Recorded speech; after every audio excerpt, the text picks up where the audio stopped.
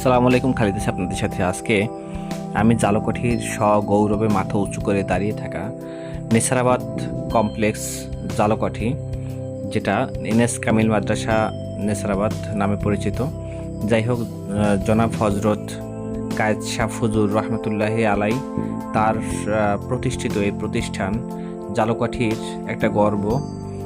হজরত কায়েদ শাহ ফুজুর রহমতুল্লাহ আলাই ছিলেন, তার মহিমান্বিত তার হাতের ছোঁয়ায় গড়া এই প্রতিষ্ঠান। আলহামদুলিল্লাহ আমি গর্ব বোধ করলে হয়তো বা কম হবে না, কারণ টোটাল সমস্ত বাংলাদেশে এই জালকাঠির একটা প্রতিনিধিত্ব করার মতো একটা প্রতিষ্ঠান, সেটা কিন্তু নেসারাবাদ কামিল মাদ্রাসা।